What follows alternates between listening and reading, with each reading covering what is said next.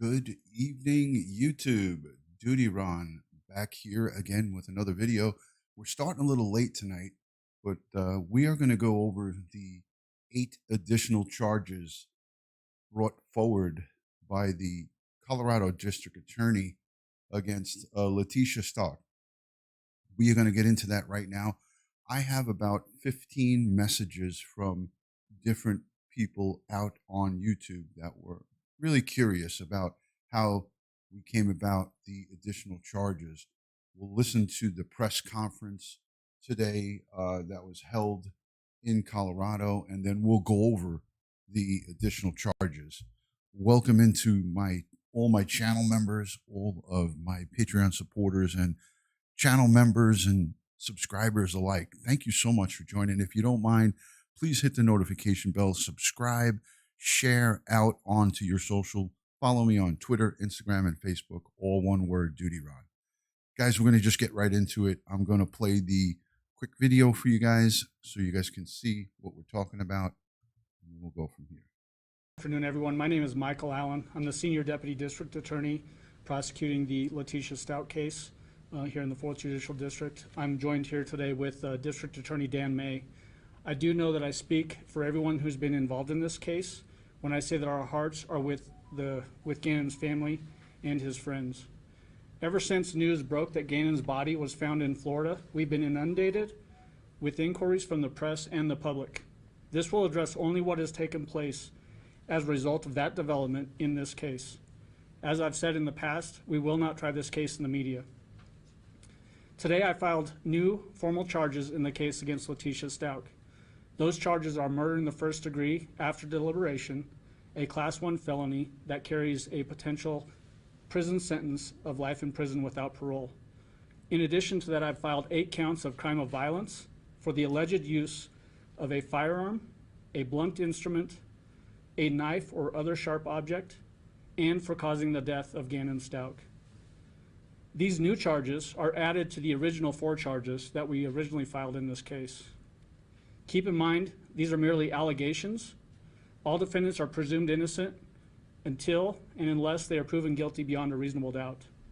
I will not compromise the integrity of this investigation, so I will not discuss the circumstances surrounding Gannon's death, nor any details regarding the discovery of his body. And please understand, this development does not mean the investigation comes to an end.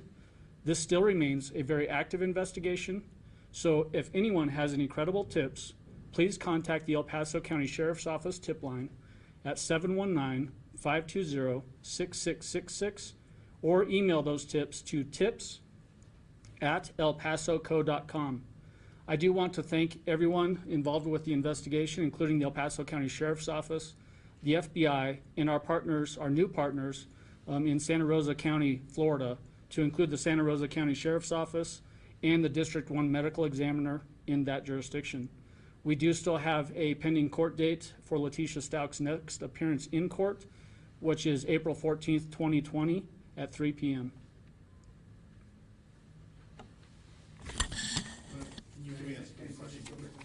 I may not be able to answer them, but you can ask them. Can you explain how the coronavirus outbreak here is changing the way that this case is moving forward? Obviously, you just said we have a scheduled appointment, but it could be up there, right? Yeah, the chief judge in this district has issued some orders that impact really cases where defendants are out of custody. Any in-custody defendants, like Letitia Stauch, those cases are still being heard as scheduled, at least according to the last release that we've received. In the past, we'd asked you about trying to move forward without a body. This changes things, right? It absolutely changes things, yes. You might not be able to answer this, but can you tell us how long Gannon had been passed away for when he was found?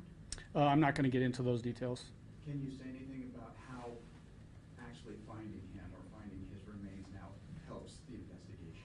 Well, anytime you have a homicide case, the body has a lot of evidence associated with it, and I'm speaking in only a general sense. I'm not going to talk about the specifics in this case, obviously. Have the detectives already been looking in Florida when Gannon's body was found? I'm not going to get into those details. How's the family doing currently? We met with the family earlier today, and obviously they're distraught with this information. They were still holding out hope that Gannon would come home alive despite the original charges that we filed in this case. and they're struggling, and they rightfully would be, considering the circumstance of this case. It's tragic, and we, like I said at the beginning, our hearts go out to them.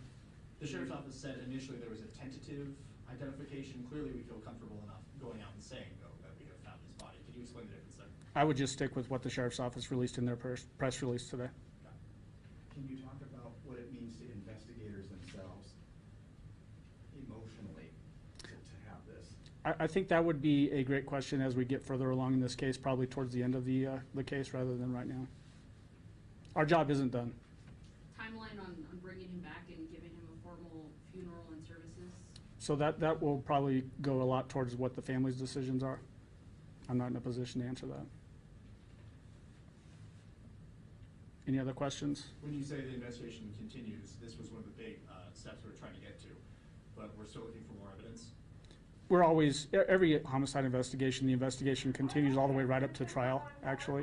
So that's not any different for this case. The only thing I want to add is that when everybody leaves today, Lee Richards, our PIO, is in the back of the room, and she will have copies of the new amended complaint and information, so you can take a copy of that when you leave. Does that include the old charges as well? All of the original 4 charges are included with the new charges. Can you explain the difference? Previously, we hadn't said there was a certain level of knowing that we were trying to approach. You said it was knowing but not premeditated. Now we are at premeditated. Can you The new count of first-degree murder, that class 1 felony that I added, is with intent and deliberation. That's the classic first-degree murder charge that people think of when they think of first-degree murder. And we can't say the difference of why we've added that. I'm not going to get into why we've added that. That would get into the facts. Can you explain why there is a gag order in this case and what that does to protect the case? Yeah, so it sort of gets back to what I said at the beginning, that the charges are merely allegations and everybody's presumed innocent until proven guilty beyond a reasonable doubt. That's why gag orders go into effect and why gag orders say we can only talk about certain things that happen in the courtroom. When we file formal charges, like we did in this case, and when we file amended charges like we did today, those are public records, and so we can talk about those and not get into the actual facts that support those charges. Speaking of public records, have you been in contact with the judge at all in terms of releasing the arrest affidavit or probable cause affidavit in terms of? Not since the last court date. How much more important is it to you to prosecute Letitia Stauch to the fullest extent? I'm not going to get into that. Every single homicide case that I've ever prosecuted, I take it very seriously. Can you go into detail about any of the new charges and what those are? So I've already laid out what they are, but the new count 1 is the with intent and deliberation, the murder in the first degree, and then the 8 counts of crime of violence sentencing enhancers. And those allege the use of a firearm, the use of a blunt instrument, the use of a knife or other sharp object, and then the 4th and 8th version of those is causing the death of Gannon Stauch. Do you believe that Gannon was killed here in Colorado? We have jurisdictional requirements, so we couldn't charge it if we didn't think that it occurred here in our jurisdiction. Do you think anyone else is involved? I'm not going to get into that right now. Okay, guys. So let me just say hello to a couple of good friends coming on in. Linda Halcrow over in New Zealand. Kia ora to all my great friends. Michael B., all of the channel members and moderators, thank you for joining. So let me just put a couple of rumors to rest here. The charge with the weapons, they're covering all grounds. Don't forget that this boy, this young child, 11 years old, still a child, went missing in January. Okay, recovery was made on Wednesday, the 18th, in hot, sunny Florida. The medical examiner had a difficult task, to say the least. So whether he was shot, stabbed, or bludgeoned to death, those are all covered in those charges. They're covering all grounds because they may not be able to definitively say exactly how or what she used. On another hand, it could be possible that all 3 of those items were used. All it is right now is speculation on anybody's behalf. But I could tell you, as a retired detective investigator, when you have a prosecutor that wants to prosecute a defendant to the fullest extent of the law, they will put in as many charges as possible. We used to say we'll throw as many charges at them and see how many stick. Here in this case, he is confident that she murdered him in the state of Colorado, as he clearly stated to the reporters that asked the question. We would not charge these charges. We would not be able to prosecute her if we didn't believe that the crime was committed in our jurisdiction. In other words, if it was confirmed that she killed him, drove him to Florida, and killed him, then Florida would have to prosecute, because at the place of occurrence is where the prosecution takes place. So anybody that says anything different, anybody that's saying that she used all three of these weapons, they merely just be speculating, and I would never do that. So I'm going to say this: there is an extreme possibility that one of those three weapons were used to kill this poor child, or maybe all three of them. I won't. Just as the district attorney, a young, seems like a well put together district attorney, but a young man, he refused to comment for many good reasons. And gag orders are in effect to secure the integrity of the investigation, so to speak. So the suitcase recovery, I read in a couple of police chat rooms that are not accessible to anybody other than in law enforcement. I'm going to show you guys a couple of crime scene photos here. Let me segue off of this so we can see, you guys can see me. Thank you guys for joining. I greatly, greatly appreciate it. No matter how you slice this, this is a heinous crime committed by a very evil monster. Letitia is the most evil human being that you can ever imagine on the face of this earth. Anyone that takes a child's life for whatever reason is, in my eyes, an evil monster. And I refer to evil monsters just because I'm trying to be a little bit kind here. I have a couple of four-letter words that I really would rather refer to her as. So let me show you the crime scene down in Florida, the crime scene that we were looking at here. Hold on a second, guys. So this is the crime scene. This is going to be some raw footage. You can see the crime scene tape. The tripod is set up for the medical examiner and the detectives. I'm going to shut the audio off. So it looks like the body, from what I read, and I could feel confident about saying a recovery, was in a suitcase. Looked like she pulled the car to the side of the road and just flung the suitcase, or kind of pushed it over down those rocks, and it just kind of went down. It looks like the detective here in the green shirt. These are the Florida guys. The detective here in the green shirt looks like he's going down into this little brush area here. And don't forget, this is the south part of Florida, of Alabama, bordering Florida, Pensacola. I'll show you the map in a few, but it's in the 80s. It's 80 degrees Fahrenheit in that area. So decomposite, the body has definitely been,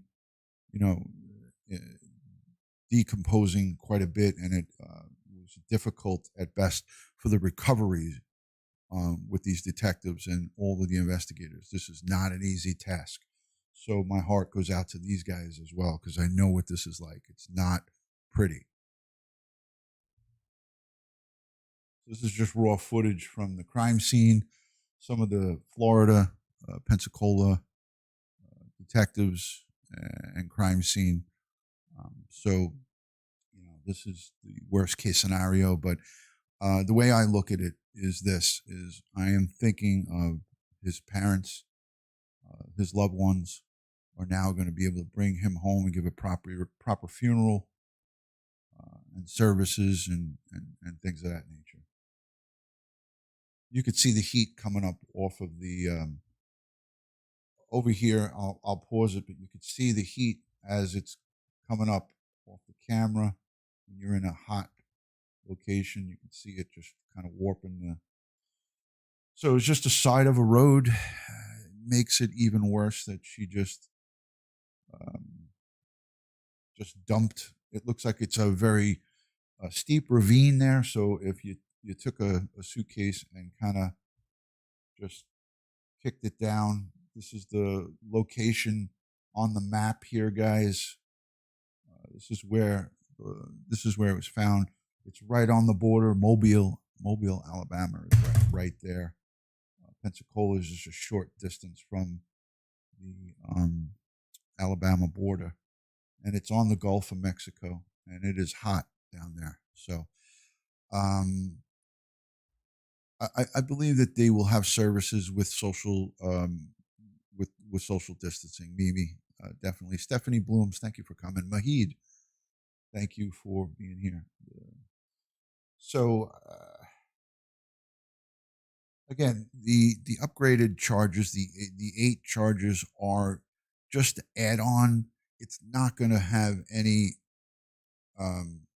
It's not going to affect any conviction. It's, it'll be life plus 100 years, or you guys get my point, that these additional charges that the DA is putting on there is just because he can put these charges. There you go, Mike. Yeah, so you're familiar with the temperatures. So the district attorney is putting these charges on to just seal the deal. I mean, the deal is sealed with the first-degree murder conviction. So this is even a better look right at Pace. I believe it's Pace County. Let's see. So it was right off of Route 90 here. Looks like just a short distance from the Walmart Supercenter over here. And we can go to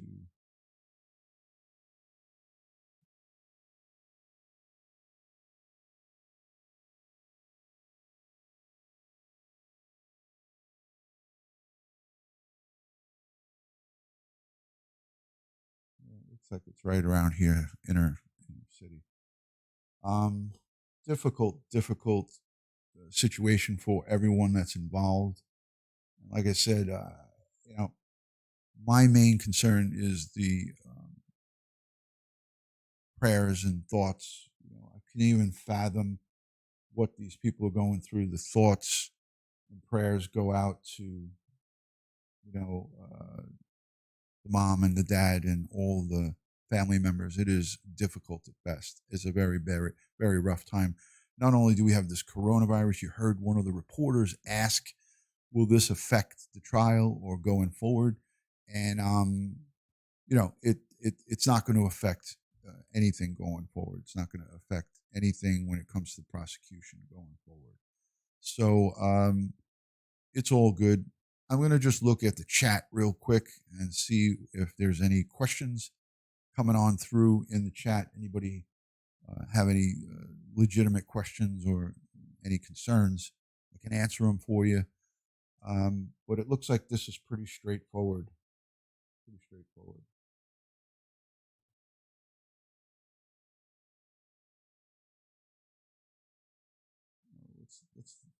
Let's watch this. Letitia Stauch, Gannon's stepmother, is charged with in Florida, possibly belonging to 11-year-old Gannon Stauch. Letitia Stauch, Gannon's stepmother, is charged with first-degree murder in connection to this case. Fox 21's Daniela Leon tells us what this latest discovery means for this case. When I say that our hearts are with Gannon's family. Agreed, and his friends. Child remains found in Pace, Florida, identified as possibly belonging to 11-year-old Gannon Stauch, more than 1,300 miles away from where Gannon was last seen. We met with the family earlier today, and obviously they're distraught with this information. They were still holding out hope that Gannon would come home alive. Letitia Stauch arrested earlier this month in South Carolina. Investigators believe she killed her stepson on January January 27th No, in Michelle, Colorado no. before reporting him as a runaway.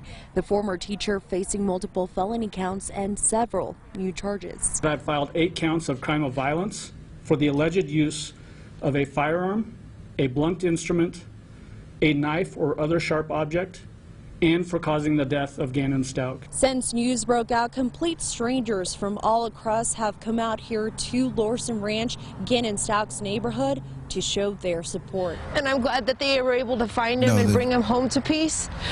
But at this difficult time right now, I couldn't imagine being. The question by Lily, bonjour. They're saying tentative because they have to wait until the family officially comes down either to Florida. They're going to have to probably come down to Florida to the medical examiner's office to make the identification, or they do the identification by photo or, like that. So most of the times authorities say tentative identification because officially the family did not view or, IDs are made sometimes in these cases, sometimes by photograph. And this would have to probably be a DNA match, and I'm sure that that's what happened due to the decomposition of the body. Probably beyond recognition. This is hard to take as a mother. Many are simply asking why. He's amazing. He's a sweet little boy that didn't deserve what he got. He's touched so many hearts. Very sad situation coming out of Colorado. School's out, and so are the.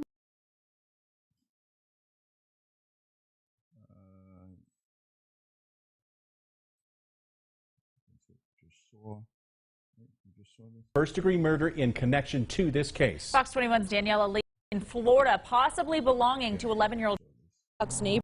I'm home to peace, but at this. So there's not really much more we can say or talk about on this. Really difficult situation for anybody that's involved in the recovery and the investigation. And again, like I said, the detectives, the medical examiners, the FBI, and all the local law enforcement in Colorado, they now know that what they have to do is bring the charges forward, the DA, successfully prosecute her, and basically put her away for the rest of her life. This woman does not deserve one good day. In my eyes, I hope that she has the most difficult time in prison for the rest of her life. And although we feel that the death penalty is in order here, it is not an option in Colorado now. So we have to just say to ourselves, jailhouse justice will prevail. She's going to have a difficult time in prison. So, it's not going to make up for this young child's life being taken. But at the end of the day, that's the best that our criminal justice system has to offer. So try to stay away from any type of conspiracy theories and people saying this happened and that happened. We will hear about all of this happening when the prosecution presents the opening statements, the opening arguments, if there is a trial. Hold off on speculation, because we have to remember families sometimes come across these YouTube live streams, and we have to have respect for the family. So when you start making speculations, and anything that I speak about will be 100% from a law enforcement standpoint. And, these additional charges are a good thing, but the conviction, the charge and conviction of first-degree murder will seal her fate for the rest of her life. She will be behind bars, in jail, dirty, filthy accommodations, very difficult. She'll always have to look over her back, over her shoulder, because there'll be female inmates that want to get a hold of her for her doing what she did. You know, I know for a fact that jailhouse justice is alive and well in America. And when you take a child's life, you don't fare well, no matter who you are. The only prisoners in jail that fare well is the cop killers. Unfortunately, the guys who kill the police are like they're like kings in jail. They're as sad as it is, and that's the truth. These guys that take a police officer's life are revered in jail, and that's the truth. Again, I hope each and every one of you are faring well throughout the country, here in the United States and throughout the world, with the COVID-19 pandemic that we're all dealing with. I know that we'll all be inside. And listen, I'm usually sleeping by this time, but I'm up because I got so many messages about this, and I didn't want a whole day to go by and talk to you guys tomorrow about it. This will be the last stream that I do in regards to this case. I will follow the trial. I'll follow it closely. And at the trial, when the opening arguments come out, I'll do another video at that time. But I'm not going to make a whole bunch of videos. There's no lockdown here. All non-essential businesses are shut down. Grocery stores, restaurants, you still can get carry-out food, take-out food and home delivery. There's no martial law going on. We're not locked in our homes. I was in my backyard. I walked around the block today. It was 75 degrees here, Fahrenheit. It was beautiful out. Matty Boy Sully is in the building. Thank you for joining. Hello, Evie Bubbles, Meglo, Olivia B. Thank you so much for thanking me. Again, a law enforcement standpoint, a law enforcement perspective is what you'll get. If you haven't subscribed, please subscribe to my channel. Follow me on Instagram, Facebook, and Twitter, all one word, DutyRon. Check out my Facebook, YouTube video share groups. Joni, it's my pleasure. Follow my YouTube, Facebook police and crime chat group. Those two combined groups have over 1,000 members or close to 1,000 members in it. I encourage you guys to come on to those groups. Go on to my Discord server, join it. Send me a message if you want to join the Discord. We have continued conversations in an adult-like fashion on those platforms. Some of the things we can't speak about here, we speak about in those Discord groups and things of that nature. So consider joining those groups, and we can continue the conversation. Lamar, great to see you. Thank you for joining. KDF, Katrina, Bridget Parker, Matty Boy Sully, all the great ones are in here. Stephanie Blooms, thank you so much. Dawny Color, great to have you. Joshua H., thank you for your continued work on this channel. I greatly, greatly appreciate it. When your employer makes you work, it does not always work well. Wait, when your employer makes you work, it does not always work well. I'm not sure if I missed the first part of that. Hello, Karen Wise. Love and respect. Right back to you. Glowing Ember. Let me see what she says. I think she'll experience what she put Gannon through thanks to other mothers in prison. That is correct. That is correct. Bang, bang, kiss, kiss. Thank you for joining. Lamar, it's my pleasure. Thank you for joining. D90 Bell. Inner Peas is here. Everybody say hello to my good friend Inner Peas. I love how Inner Peas interacts in the chat and also in the comment section. I want to say a special thank you to everyone who leaves messages and kind words in my comments. Soul4 Music 79, love and respect. So to everyone who is dealing with coronavirus, COVID-19, just take a deep breath. When you feel yourself getting anxiety or feeling anxious, you're not locked in your house. You can go outside. Just keep that social spacing. Keep your 6 foot distance from the people that you come in contact with. Wash your hands a lot.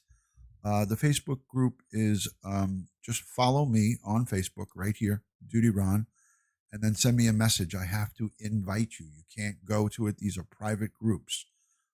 Julie, much love and respect to you as well. I hope the audio and the video was good tonight. I didn't plan to stay live more than 30 minutes. I just hit that 30-minute mark. So again, if anyone's feeling anxious from coronavirus restricted movement, take a deep breath in. This is just temporary. This is not going to be the rest of our lives.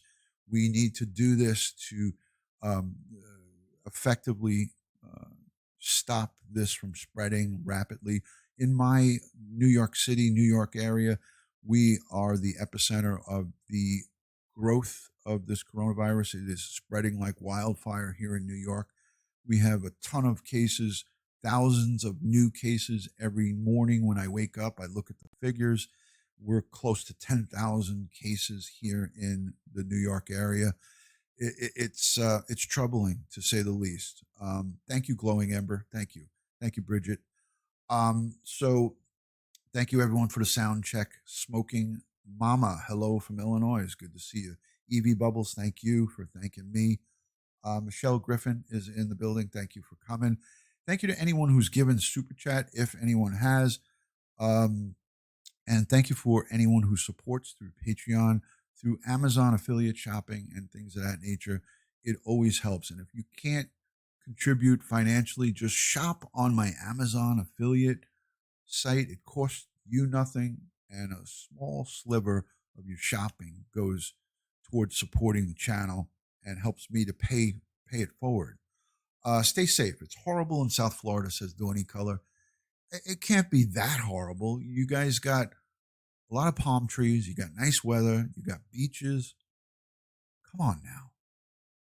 You're from New York.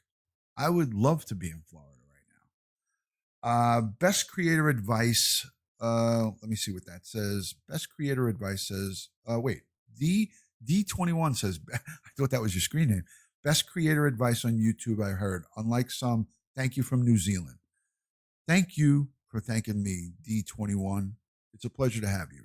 Frankendahl, thanks for coming in. 50 miles west of New York City. Super concerning. Listen, guys, I'm not blowing this off. I'm not poo-pooing it, but I am still going to my office every day. I'm going to my office every day. All right, my son is trying to get in, so I'm going to end this. I got to go open the door. I see him at the door. So love and respect to everybody, and have a great one. Peace and love.